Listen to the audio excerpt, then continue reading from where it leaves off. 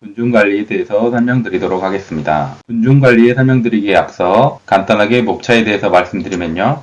군중관리를 하기 전에 재난상황 발생 시에 군중들이 가지는 심리, 즉 군중심리에 대해서 먼저 알아보고요. 재난상황에서의 군중들이 가진 특성, 예를 들어 나이에 따른 특성이나 성별에 따른 특성, 개인별 교육을 얼마나 받아서 비상상황에 대한 친숙도에 대한 특성 등 군중의 특성을 알아보겠습니다. 마지막으로 군중심리와 재난상황에서의 군중의 특성을 고려한 여객선에서의 군중관리에 대해서 알아보겠습니다. 군중심리로 들어가서 군중심리에 대해서 알아보면요. 군중심리는 사회심리의 현상의 하나로 여러 사람들이 집단으로 모였을 때 개인의 일상적인 사고와 다르거나 혹은 같더라도 그 범위를 뛰어넘어서 모두가 하는 행동을 따라하는 심리 상태를 말합니다. 군중심리의 예를 한 가지 가지고 왔습니다. 한번 보시면요. 실험 대상자를 A그룹, B그룹 두 그룹으로 나누고 3분짜리 음악을 들려주고 음악의 연주 시간은 얼마일까요? 하는 질문을 하는 것입니다.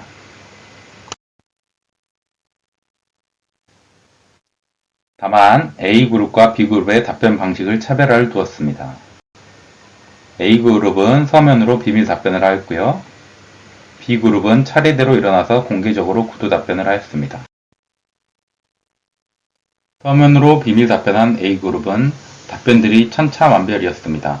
3분짜리 음악이었는데 30초, 5분, 6분, 1분 등 다양했고 공개적으로 구두 답변한 B그룹은 답변들이 비슷비슷했습니다. 최초 답변인 1분 30초 언저리에서 왔다갔다 한 것이죠. 방금 보신 영상과 같이 단순히 음악의 시간을 답변하는 것임에도 불구하고 개개인이 서면으로 답변한 그룹은 시간이 천차만별인데 반해 모두가 보는 곳에서 답변한 그룹은 맨 처음 답변한 사람의 시간에서 크게 벗어나지 않는 모습을 보였습니다.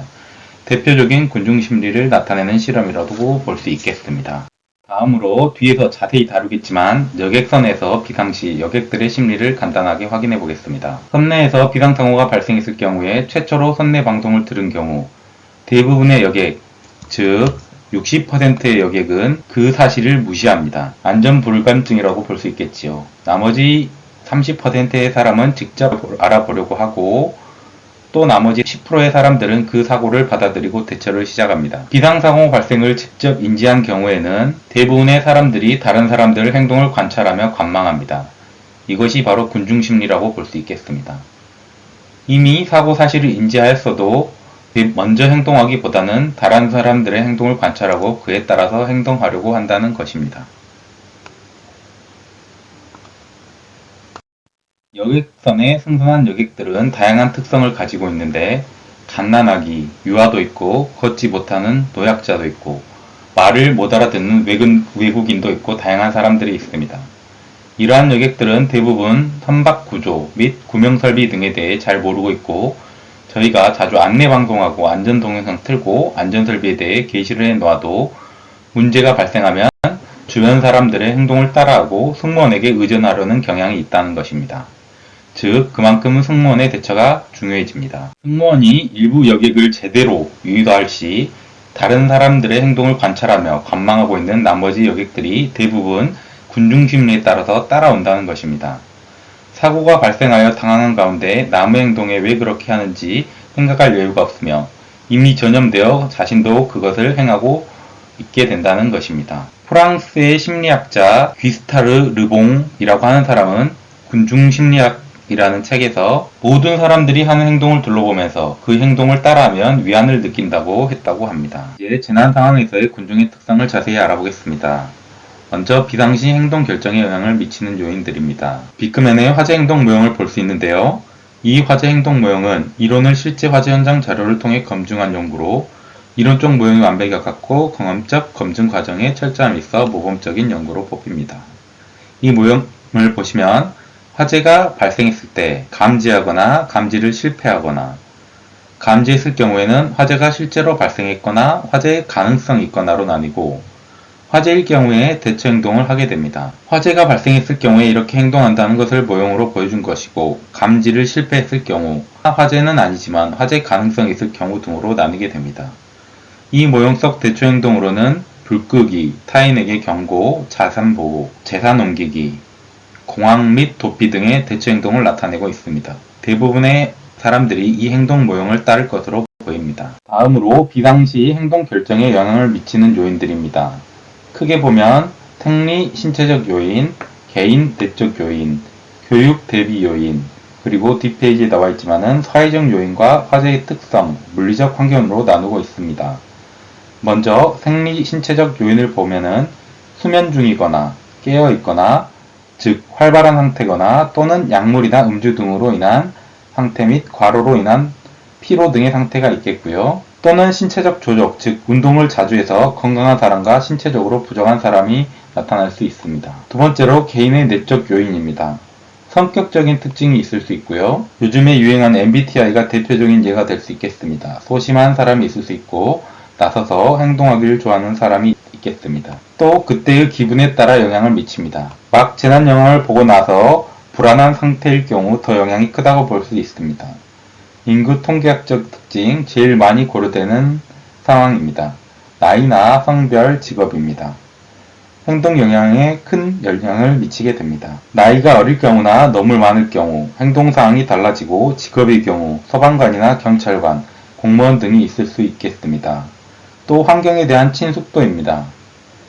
해당 환경을 자주 접하는 사람, 예를 들어 배로 하면은 섬 주민분들은 더욱 친소가 되어 대처가 달라질 수 있겠고, 하고 있었던 행동, 이어폰을 꽂고 있었다던가 화면에 집중하고 있으면 반응이 느릴 수 있어 영향을 미칩니다. 화재에 대한 과거 경험도 있습니다. 과거에 화재를 겪어서 대처 방법을 잘 알고 있다거나 오히려 화재로 인하여 트라우마가 있을 경우 영향을 미칠 수 있습니다. 세 번째로 교육 대비 요인입니다. 저희가 주로 이 부분에 대하여 자주 교육하고 강조하고 있는 부분이 되겠습니다.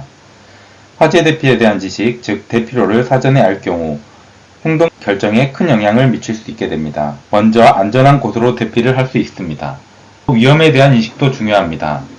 화재가 발생할 경우 연기에 의해 지식의 무서움을 알 경우 반동명을 착용한다든지 입을 가른다든지 할 수 있습니다. 다른 요인들의 경우 불가항력인 경우도 많겠지만 교육 대비 요인은 지속적인 교육을 통해 대비할 수 있게 지속적으로 강조되고 있습니다. 네 번째로 사회적 요인입니다. 본인 이외의 타인의 행동 및 수에 영향을 미치는 것입니다. 타인의 행동과 수는 맨 처음 설명드렸던 군중신뢰와 크게 영향이 있습니다. 타인과의 관계, 역할, 신뢰성 또한 영향을 미칩니다. 주변에 아는 사람이 있을 경우 같이 행동하게 될 것이고 상하분명 관계에 있는 사람이 있을 경우 영향을 끼치게 됩니다. 특히 가족관계의 경우 떨어지려고 하지 않겠지요. 같이 대피하게 됩니다. 지각된 기준 즉 상황 의미의 확실성도 영향을 미칩니다.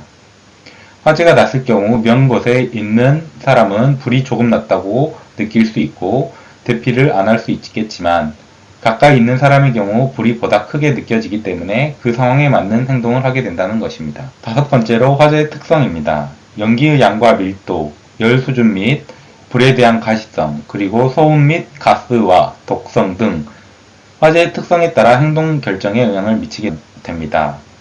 연기가 많이 난다거나 진하게 난다거나 할 경우 더욱 위험해 보이고 주변에 물건이 터진다거나 유독가스가 나온다거나 하면 그에 따라 더욱 위험 상황을 판단하게 되어 대피하게 됩니다. 마지막으로 물리적 환경입니다.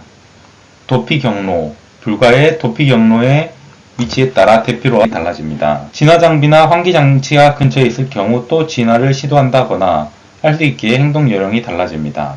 시간과 날씨에도 영향을 미칩니다.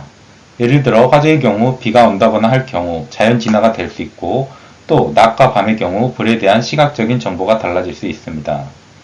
이렇게 비상시 행동 결정에 영향을 미치는 요인들을 알아보았는데요. 이러한 영향을 미치는 요인을 토대로 군중관리를 보다 세밀하게 할 수 있겠습니다. 물론 모든 상황을 통제할 수 없기에 가능한 부분, 즉 교육에 관한 부분이나 대피로, 안전장비 보급 등 노력을 할 수 있겠습니다. 이번에는 재난 상황에서의 군중의 특성이 잘 나타나는 지하철 모의 대피 실험을 한번 봐보도록 하겠습니다. 실험 목적으로는 실제 화재 상황을 가정한 실험으로 피난 특성 파악입니다. 실험 대상은 20대에서 30대 남녀 292명이 되겠습니다.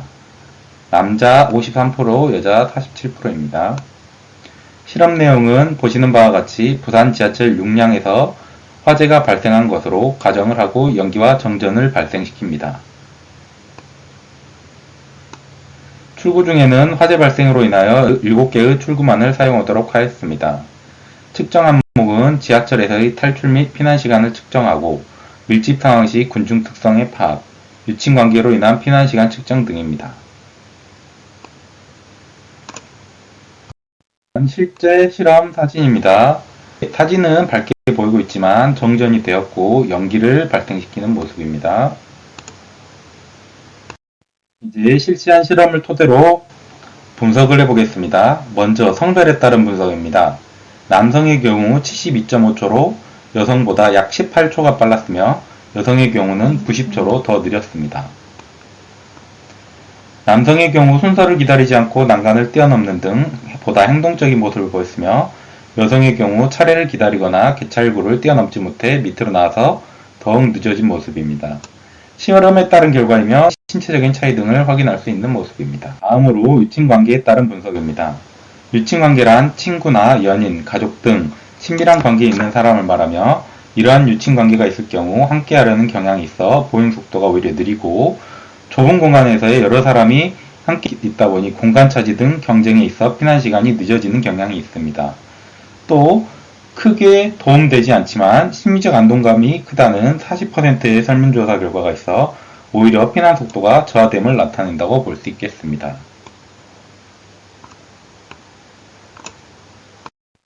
건물 지식에 따른 분석입니다.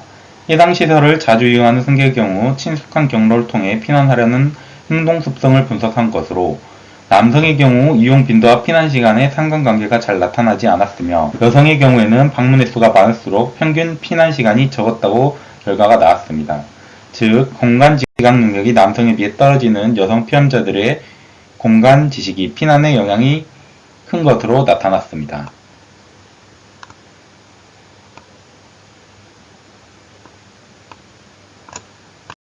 다음으로 평상시 피난 지식 수준에 따른 분석입니다. 평소 피난 지식을 잘 알고 있는 그룹은 타 그룹에 비해 평균 피난 시간이 10초 정도 적게 소요되었으며 이에 따라 화재 및 안전에 대한 경각심 제고와 교육이 매우 중요함을 알 수 있었습니다.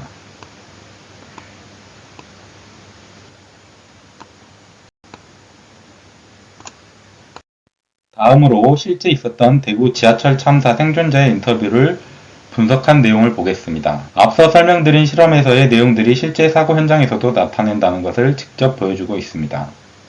대구 지하철 참사는 현재 상황에 대해 정확히 아는 것이 얼마나 중요한지 알 수 있고 신속한 피난 행동이 매우 중요하다는 것을 다시 한번 알게 해주었습니다.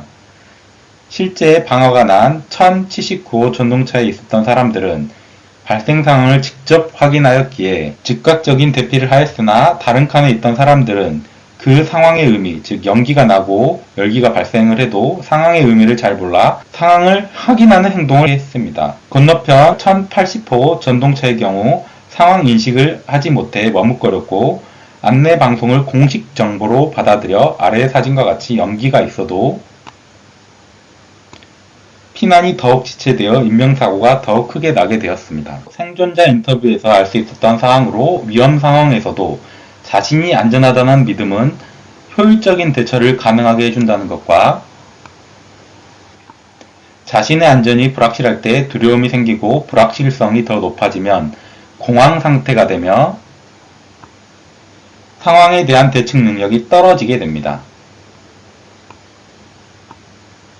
1079호에서 화재 발생 상황을 확실하게 알아 신속하게 대피한 사람들은 자신의 안전에 대한 확신을 가지고 있었고 효율적인 대처를 하였지만 1080호에 있었던 사람은 자신의 안전에 대한 불확실성 때문에 우왕좌왕하는 혼란이 있었던 것으로 보입니다. 또 화재와 같은 긴급 상황에서 정보가 부족할 때 타인의 행동을 추종하게 되는데 곤중심이죠. 1080호의 경우 안내 방송에 따라 같은 칸에 있는 사람들의 기다리는 행동이 피난 행동을 지체하게 됐습니다. 즉 기다리는 행동의 군중심리를 모두가 따르게 된 것입니다.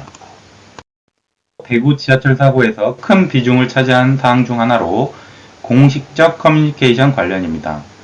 공식적 커뮤니케이션은 공식적인 방송 및 안내판의 유무의 효율성을 나타내는 것으로 공식적 커뮤니케이션에 대한 신뢰도가 높으므로 정확하고 효율적인 공식 커뮤니케이션은 긴급 피난 시에 중요한 정보처가 됩니다.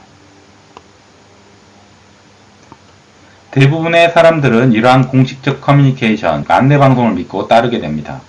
1085 승객들의 경우 잘못된 방송, 즉 대기하라는 방송이 피난 행동을 지체시켰고 오히려 전동차에서 하차했다가 다시 승차하는 경우도 발생했습니다. 관련된 사항으로 공식, 비공식 리더의 유무입니다. 공식, 비공식 리더는 긴급 피난 시 피난을 유도하는 사람을 의미합니다.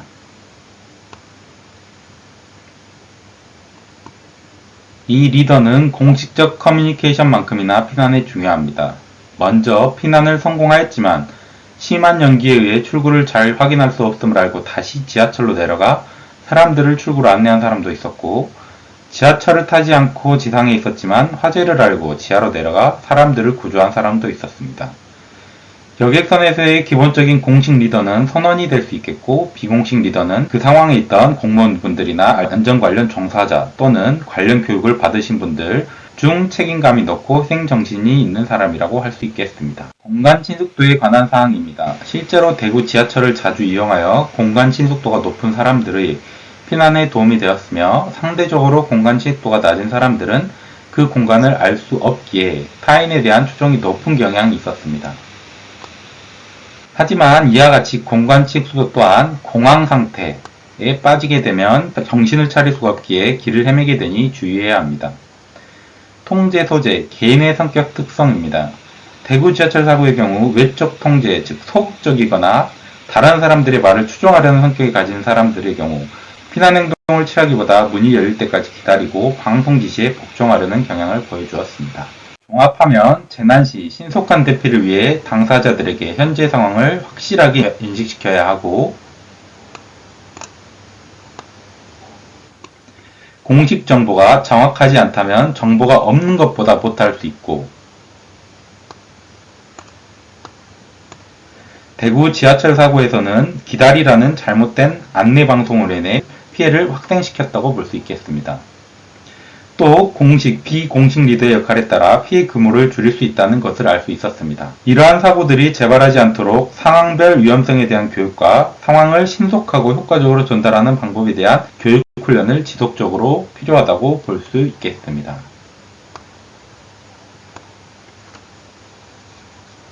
다음으로 화재 사고 사례를 영상으로 하나 시청해 보겠습니다. 브리티시 에어투어스 28N편 항공기 사고입니다. 먼저 간단하게 설명드리면, 활주로에서 이륙을 위해 엔진 출력 상승 중 좌측 엔진에서 폭발 화재가 발생한 사고로 기장은 항공기를 활주로에 정지시키고 화재가 발생하지 않은 우측 비상문을 통해 여객을 탈출 시도하였습니다. 불길로 인해 비상문 4개 중 2개는 사용 불가하고 남은 2개의 비상구 중 하나는 탈출 슬라이드가 문에 끼어 열리지 않은 상황입니다. 또 화재가 동체로 옮겨붙자 유독가스가 객실로 유입됩니다. 화재와 유독가스 유입으로 여객들은 공포에 질려 연기를 피해 앞으로 몰리게 되고, 좁은 통로에 여객이 몰리면서 여객이 좌석에 끼이는 등 탈출이 지연됩니다. 압착 등 부상도 발생됩니다. 이로 인해 승객 53명, 승무원 2명이 사망했으며 사망자 중 48명은 유독가스 흡입으로 인한 호흡 곤란으로 사망했습니다. 화재나 부상으로 인한 사망이 아닌 유독가스 흡입으로 인한 사망은 비상상황 시 군중관리가 얼마나 중요한 대목인지 알 수 있는 부분입니다. 영상 시청해 보겠습니다. 숨 쉴 수 있는 시간이 몇 분 더 늘어났다면 28편의 많은 탑승객들이 생존했을 겁니다. It was in a blink of an eye, from the time, we stopped on the runway, just within a few minutes, it was all over really. 보잉 737기는 모든 승객이 2분 안에 탈출할 수 있도록 설계되어 있습니다. 따라서 추가 시간이 없었더라도 더 많은 승객들이 탈출할 수 있어야 했습니다.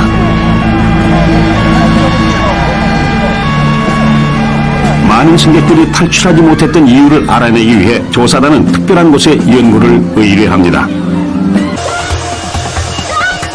관련 법규에 따라 항공기 제조사들은 신속하고 안전하게 탈출할 수 있다는 걸 입증해야 합니다.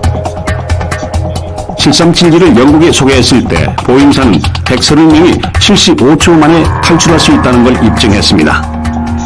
All public transport aircraft are certificated to the same criteria, and that is that the total complement of passengers must be capable of evacuating from the aircraft using half the exits in the aircraft, it's generally one side or the other, within a maximum of 90 seconds.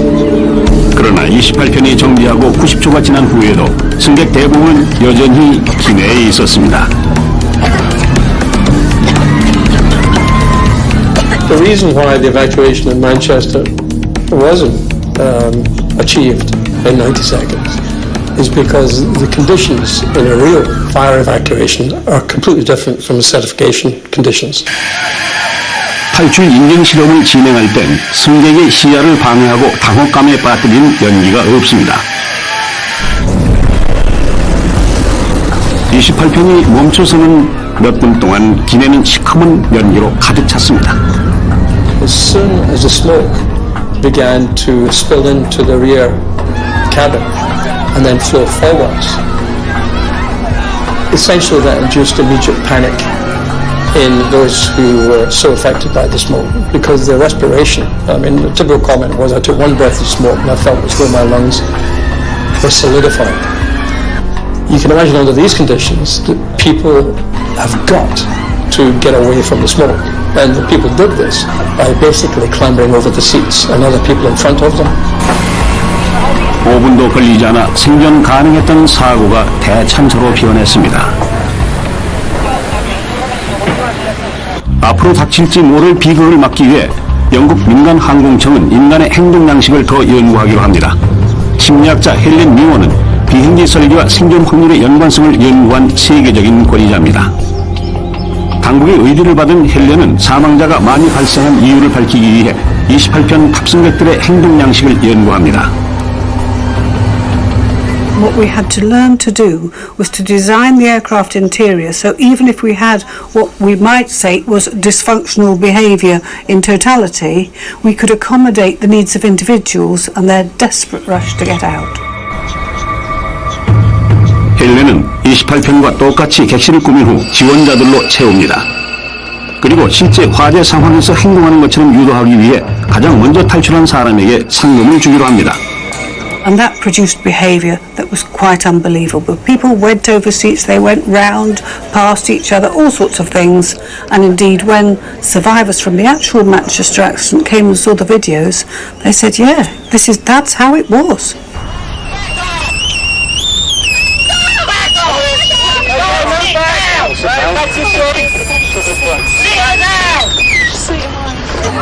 이 28편의 비상탈출이 지연됐던 이유는 객실과 주방을 분리하는 격벽 통로가 몰려든 승객들로 꽉 막혔기 때문입니다. 연구 결과 보잉 737기의 내부 설계가 정체 현상을 일으켰습니다. 격벽 통로의 폭은 57cm로 한 사람만이 통과할 수 있었습니다. But what they wanted to know was how much wider would they have to make it for people not to get stopped and blocked. We were trying to do as much as we could to recreate the situation which had happened at Manchester and then to systematically vary the aircraft interior to see what changes would improve the situation for passengers.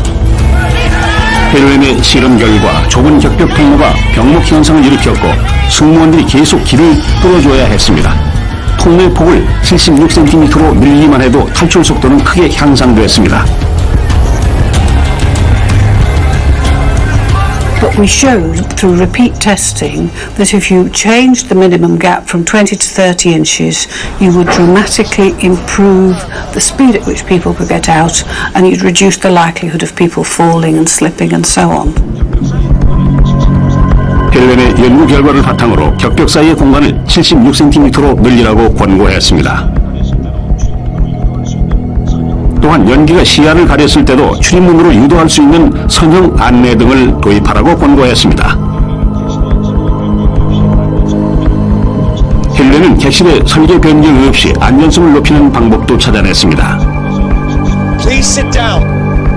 헬렌은 비상 상황에서 객실 승무원의 행동을 연구했고 승무원이 단호하게 행동할 때 탈출 속도가 훨씬 빠르다는 사실을 발견했습니다.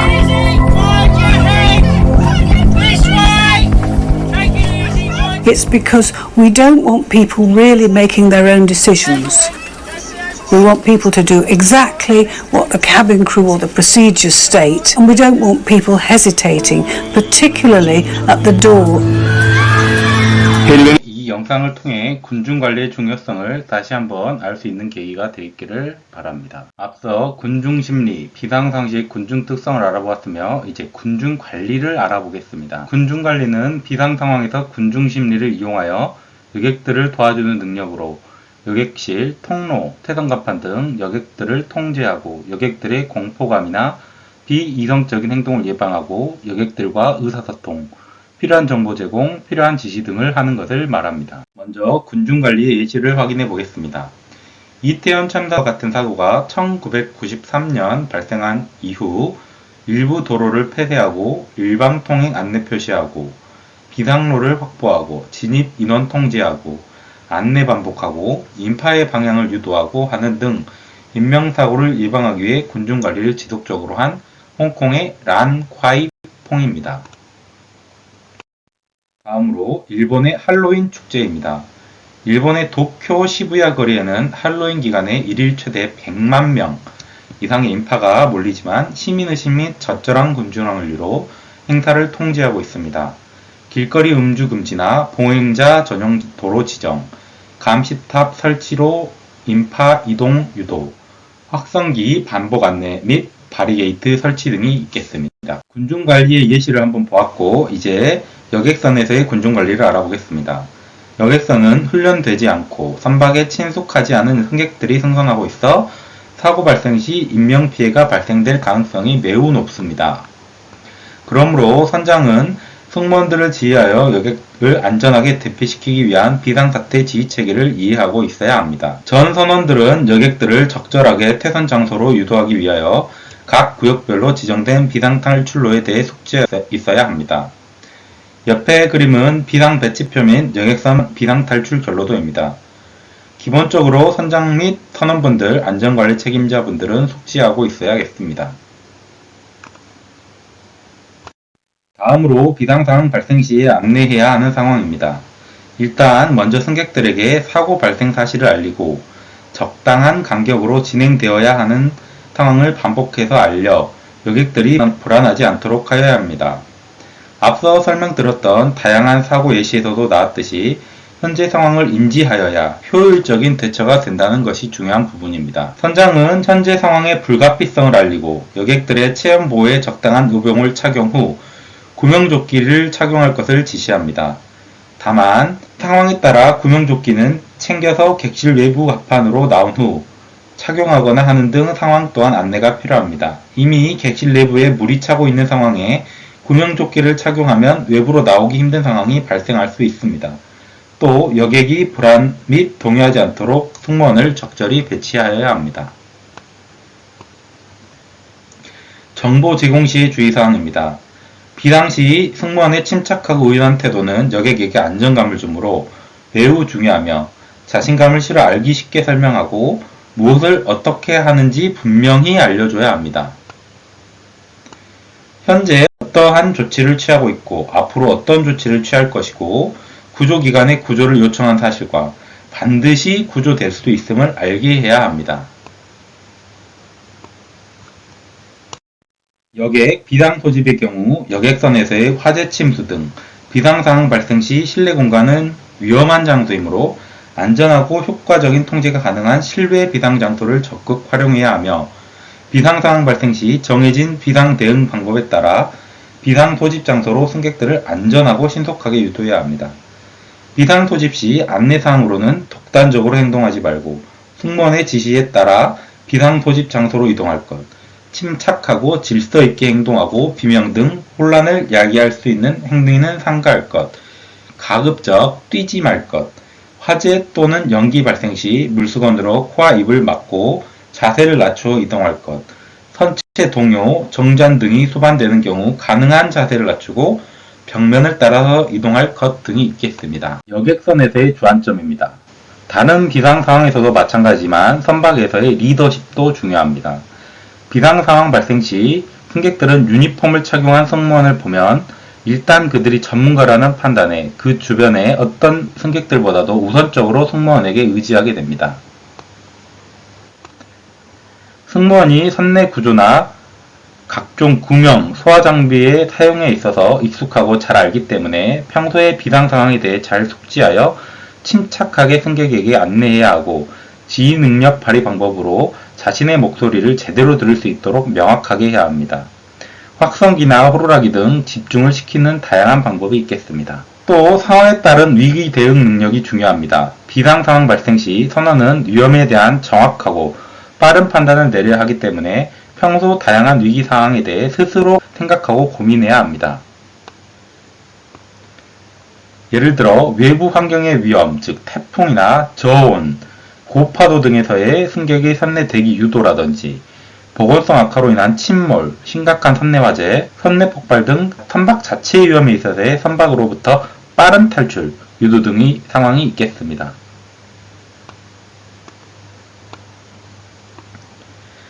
다양한 경우에 있어 선박마다 구조가 다르고 구명설비, 비상탈출로 등이 달라 모든 선원과 관계자는 평소에 준비하고 고민할 필요가 있겠습니다.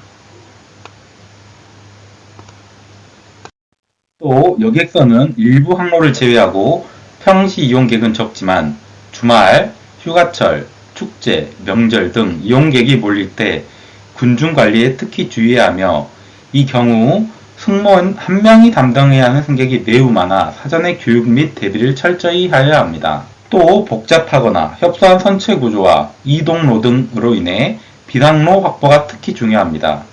비상로 확보의 경우 앞서 설명드린 브리티시 에어투어스 28편 화재 사고에서 알 수 있듯이 여객선에서도 중요하다고 볼 수 있겠습니다. 여객선의 중요한 몇 가지를 정리해보자면 기본적인 과적 과승은 당연히 지향하여야 되고 질서를 지켜야 하고 여객이 밀집될 경우로 대비하여 확성기나 경광봉 등 다양한 방법으로 여객 유도를 대비해야겠습니다. 또 비상탈출로 주변이 화물이나 소형품 등으로 막히지 않도록 정리하여야 하고 여객들이 수시로 볼 수 있도록 각 구역의 게시물이나 안전표식 등을 수시로 점검해야겠습니다. 이렇게 여객선에 있어서의 군중 관리까지 알아보았습니다.